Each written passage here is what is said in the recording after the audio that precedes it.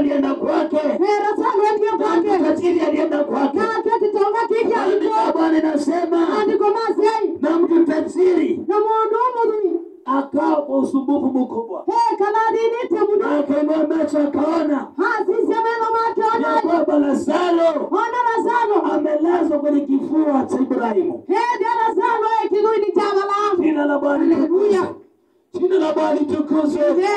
Haleluya. Amen. Nikakuja nikajua kama nyai siri ya kufanya kazi kila siku. We kibili cha kuvukuma wea kila muda. Siri ya kujituma kila siku. Unoa kuituma kila muda. Wakati unasikia watu wanaimba. Midano kuivandu makungea. Wakati unasikia watu wanasoma sana. Ngino kuivandu mwasoma muno. Sio kwa ajili ya kitu kingine. Siku wandu wakindu kina. Wanafuata siri moja.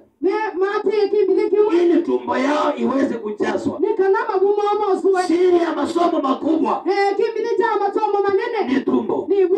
Siri ya kufanya kazi sana. Kibili cha bukuma muno. Ni tumbo. Nibu. Siri ya wizi yote. Kibili cha ngiwonze. Ni wizi. No ibu. Ili tumbo iweze kupumzika. Amen. Sasa nikaona siri ya mambo yote kufanyika. Ni kwa ajili ya kushimba kwa tumbo.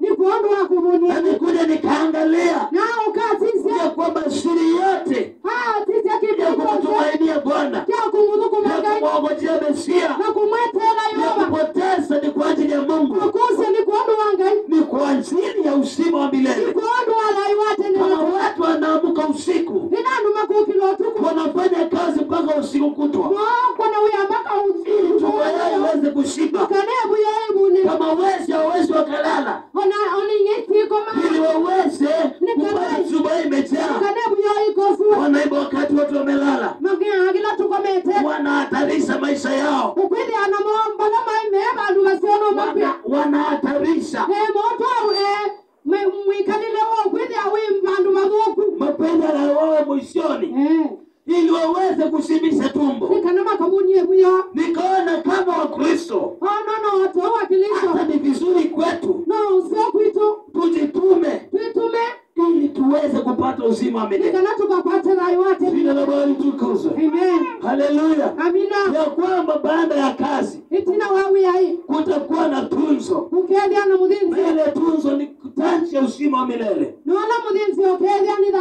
Wala ambao wataangukia kwenda kwa Shetani watakuwa na kusononeka kwa milele.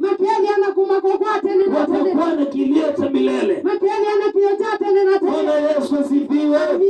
Wale ambao wataingia kwa Yesu watakuwa na furaha ya milele. Watafurahia milele. Jina la Bwana litukuzwe. Kwa hivyo ni vizuri.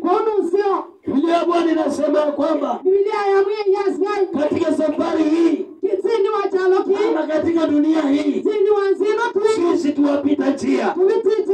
Jina la Bwana litukuzwe. Ya kwamba basi kwetu tukoba na baada tutaenda kwa Baba. Jina la Bwana litukuzwe. Hivyo ni vizuri tukatie bidii tunapokuwa katika safari hii. Jambo la tatu, wito wa Mungu. Wito wa Mungu. Jina la Bwana litukuzwe. Kwa nini Paulo anawaambia Wafilipi wazidi kujikaza katika kazi ya Bwana? Jina la Bwana litukuzwe. Jina la Bwana litukuzwe. Ni kwa sababu kuna wito wa Mungu uliye ndani yake.